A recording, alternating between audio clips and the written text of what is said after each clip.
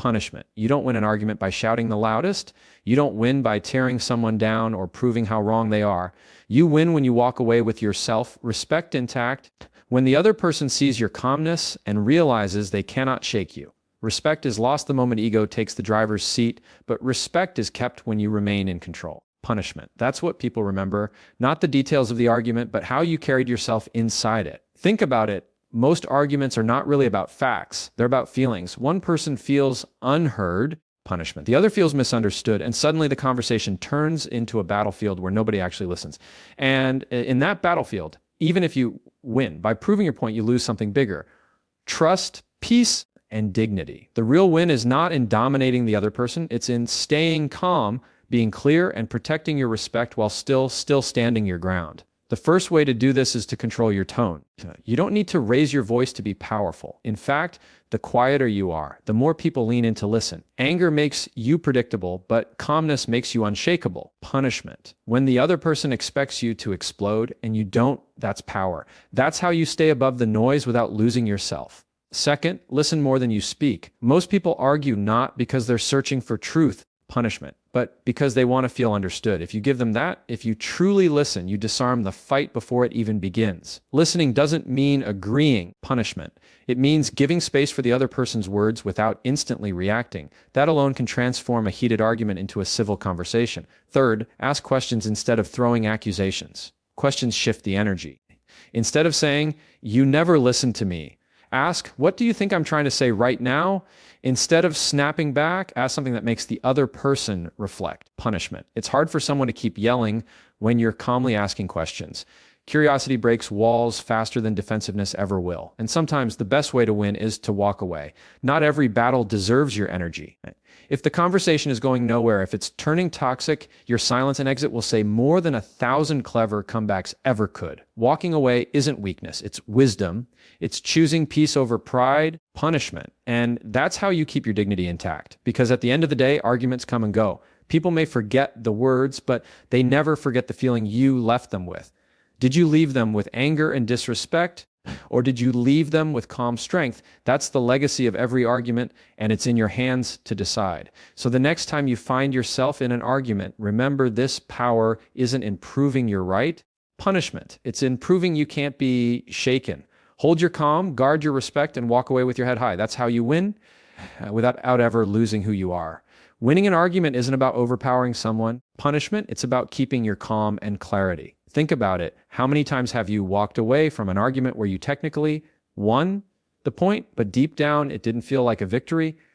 Maybe you proved someone wrong, punishment. Maybe you had the stronger evidence, maybe you even silenced them. But in the process, you raised your voice, you lost control, and when it was over, you were left with tension, regret, and a strained relationship. That's not a win. Punishment, that's losing respect for yourself and from the person standing across from you. The truth is, arguments are rarely about facts alone. Most of the time, they are about emotions, hurt, frustration, pride, or fear. Punishment. And when emotions take control, logic disappears. That's why two intelligent people can argue for hours and get nowhere. Because at the core, they're not fighting for truth, they're fighting for acknowledgement. And here's the real key: the person who stays calm, the person who refuses to get dragged into the emotional chaos, is the person who actually wins. Keeping calm doesn't mean you stay silent or let people walk all over you. Punishment. It means you refuse to let your emotions run wild. It means you value clarity more than chaos. When you stay calm, you keep your ability to think clearly. And when you're clear, you communicate with strength, not desperation. Now, punishment. Most people confuse volume with power. They think raising their voice gives them authority. But the truth is, the louder you get, the less people listen. The more you yell, the more you sound like you've already lost control. Punishment. Real strength is in the steady voice, the controlled response, the calm confidence that says, "I don't need to scream to make my point." Calmness isn't weakness. Calmness is authority. Let me put it this way. Punishment. The person who loses their cool first loses the argument. Why? Because the moment you lose your calm, the other person has control over you. They pushed your buttons. They dragged you into their chaos. They made you dance to their tune. Punishment. That's not winning. That's surrendering your power. So how do you hold on to calm and clarity in the middle of a heated argument? First, listen more than you speak. Most people don't actually want to fight. Punishment. They want to feel understood. And when you listen, when you reflect back what you hear, you remove half the fire from the conversation. Listening doesn't mean you agree. It means you're smart enough to control the temperature of the room. Second, ask questions instead of throwing accusations. Questions force people to think instead of react. If someone says, you never care about what I want, instead of firing back with, that's not true, try asking, what do you feel I'm missing? It changes the tone instantly. Arguments die in the presence of curiosity. Third, know when to stop. Every argument has a point where it stops being productive. That's the moment to choose your peace over your pride. Walking away doesn't mean you've lost. It means you've outgrown the need to wrestle in the mud. Punishment. Sometimes silence is the most powerful answer you can give because people remember your calm more than your clever comebacks. And here's the beautiful part. When you practice calmness, you not only protect your respect, you earn respect. Punishment. People may not admit it in the moment, but later they'll remember that you didn't get shaken, that you didn't let anger control you. They'll see you as someone who carries dignity even in conflict. Punishment. That's the kind of strength that builds influence, trust, and real authority. Winning isn't about overpowering. It's not about forcing the other person to bow down to your words. Winning is about staying in control of yourself. Punishment. It's about making sure that when the dust settles, you can look at yourself in the mirror and know you didn't lose your character in the heat of the battle. So the next time you're pulled into an argument, don't ask yourself, how do I crush them? Ask yourself, how do I keep my calm and my clarity? Because that's where the real win is. That's the victory that lasts longer than the argument itself. And that's how you walk away with respect every single time. Respect is lost when ego takes control. True strength is shown in control, not volume. Every time you walk into an argument, there are two battles happening. One is the conversation between you and the other person. The other is the battle inside yourself between your ego and your discipline. And most of the time, the inside battle decides the outside one. Because the moment your ego takes control, you lose the respect of the people around you. Punishment. Think about it. We've all seen someone get louder and louder in an argument, trying to dominate the room. Maybe they won the debate. Maybe they had the sharper comebacks. Punishment. Maybe they silenced the other person with volume. But what did everyone else see? They didn't see strength. They saw ego. They saw someone who couldn't control themselves, someone whose power relied on intimidation, not wisdom. Punishment. And that is not respect. That is fear. And fear never lasts. True strength is never in the volume of your voice. It's in the control of your tone. It's in the way you keep steady when others lose balance. Punishment. Because people don't admire the one who screams the loudest. They admire the one who stays calm under pressure. Control is magnetic. Control is authority. And when you learn to master yourself in heated moments, you don't just win arguments, you win influence. The ego always wants to be right. It wants the last word, the sharp comeback, the dramatic ending. But discipline says, not every fight deserves my energy. Not every word deserves my response. And that's the difference between temporary dominance and lasting respect. When ego runs the show, the goal is to win at any cost, even if it means losing peace, damaging relationships, punishment, or looking small afterward. But when discipline runs the show, the goal is bigger than winning.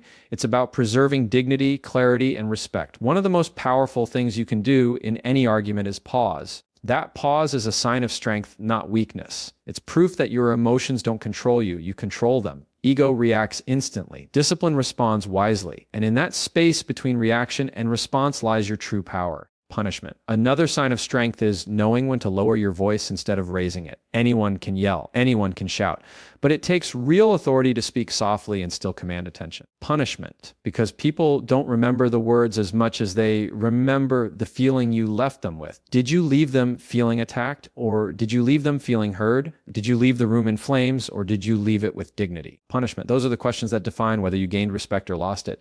And sometimes the strongest move you can make is to walk away. Not out of weakness, but out of wisdom. Ego says, punishment. Stay and fight until I'm proven right. Strength says, I don't need to prove myself to protect my peace. Walking away doesn't mean you lost. Punishment. It means you valued yourself enough not to waste your energy on battles that don't build you. That's real power, the kind that people notice, even if they don't say it out loud. At the end of the day, punishment. Nobody remembers who had the better insults. Nobody remembers who raised their voice the highest. But they always remember who stayed composed. They always remember the person who didn't let anger control them. Punishment. That's the person who earns trust. That's the person people follow. That's the person who walks away with respect still intact. So remember, this respect is lost when ego takes control, because ego is fragile and loud. But true strength is quiet. It's steady. It's controlled. It doesn't need to shout to be heard. It doesn't need to win every battle to prove it's strong. True strength is proven in self-control, punishment, in the ability to rise above pride, and in the choice to protect dignity over dominance. The next time you feel your ego pushing you to get louder, to prove your point, to demand the last word, stop. Take a breath. Ask yourself, what matters more, feeding my ego or keeping my respect? Choose control, choose calmness, choose dignity, because strength isn't in the noise you make. Strength is in the control you keep. And that's what people will respect long after the argument is over. Listening more than speaking often disarms conflict faster than clever words. That truth is hard for many of us to accept. Punishment, because we've been conditioned to believe that winning an argument is about having the sharpest comeback, the best logic, or the most convincing evidence. But here's the reality: people don't always remember your clever words. Punishment. They remember how you made them feel. And nothing makes a person feel smaller than being unheard. Most conflicts don't start because of facts. They start because of feelings. Someone feels ignored, misunderstood, or disrespected. Punishment. And when those feelings pile up, a simple conversation can turn into an argument. You could throw the smartest reasoning at them, and it won't matter, because the issue isn't information, it's validation. Punishment. And the quickest way to validate someone is to stop talking and start listening. Listening is not weakness. Listening is not giving up ground. Listening is one of the strongest skills you can bring to any argument. Punishment, because it changes the entire energy of the room. The moment someone feels like you're actually hearing them, the fight begins to lose power. The walls come down and the shouting starts to fade. Why? Because people don't usually fight to be right. They fight to be heard. And when you give them that, you take away their reason to keep pushing. It's easy to get caught up in trying to win with words. Clever words can sting. Punishment. They can silence, they can even impress, but they rarely solve anything. In fact, they often add fuel to the fire. You might score points in the moment, but you lose peace in the process. Listening, on the other hand, punishment doesn't pour gasoline on the flames. It pours water. It cools things down, and it shows the other person that their perspective has value even if you don't agree with it. Listening also gives you control. Punishment. When you're not rushing to speak, when you're not preparing your next line while the other person is talking, you actually hear what's underneath their words. You hear the fear, the frustration, the insecurity. And once you see that clearly, you can respond with wisdom instead of impulse. You can aim at the root of the issue instead of swinging wildly at the surface. That's how you end arguments faster, not by talking more, but by understanding more. Here's the paradox: when you listen, you gain more influence than when you talk. People trust listeners. They open up to them. They feel safer around them. And when they feel safe, they stop fighting. So in reality, listening is not stepping back. It's stepping into the most powerful position in the room. But let's be honest, listening is hard. It's hard because ego wants to jump in. Ego wants to prove the point. Punishment. Correct the mistake or land the perfect response. Discipline is what holds the ego back. Discipline is what says, let them finish. Let them feel heard. And that's why listening is a form of strength. It's self-control in action. Sometimes listening alone can end a conflict without you saying more than a sentence. I've seen it happen. Someone comes in angry, ready to fight, ready to unload, and instead of matching their energy, you just let them speak. You nod. Punishment. You show you're engaged. You repeat back a piece of what they said so they know you caught it. Suddenly their tone softens, their shoulders drop, and the storm passes not because you outsmarted them, but because you out-listened them. Punishment. And when you finally do speak, your words carry more weight, because by then the other person knows you're not speaking to defend yourself or attack them. You're speaking to connect, and that's what changes people. Punishment. Not the cleverness of your words, but the wisdom behind them, the calmness in your tone, and the respect you showed by first listening. So remember this: in the heat of conflict, your first weapon isn't your voice, it's your ears. The more you listen, the less you need to fight. The more you listen, the more respect you gain. And the more you listen, the more peace you keep. Clever words might win the moment, but listening wins the relationship. And in the long run, punishment. That's the only victory that truly matters. Asking calm, curious questions is more powerful than making sharp statements. Most of us think strength in an argument comes from how well we can defend ourselves or how sharp our comebacks are. Punishment, we think the right words will slice through the other person's point and prove us victorious. But what actually happens? Sharp statements cut deep, they trigger defensiveness, and they escalate the fight. Instead of moving forward, punishment, you both get stuck in a cycle of attack and defense. And in that cycle, respect gets lost. Questions, however, do the opposite. They don't attack, they disarm. They don't push someone back, they pull them in. a calm punishment. Curious question has the power to stop anger in its tracks and shift the entire tone of a conversation. Why? Because questions invite reflection. They invite conversation. They open space for understanding where accusations slam the door shut. Imagine the difference between saying, "You never listened to me," and asking, "What do you think I'm trying to say right now?" The first is an attack, punishment. It puts the other person on defense. The second is an invitation. It challenges them, but in a way that makes them pause and think. That's power, not in the sharpness of your words, but in the wisdom of your approach. Here's the truth. People rarely change their minds because of a statement you threw at them, but they often shift when they're guided to think differently for themselves. A question plants a seed in their mind that keeps growing long after the conversation ends. Sharp statements may win the moment, but questions win the heart.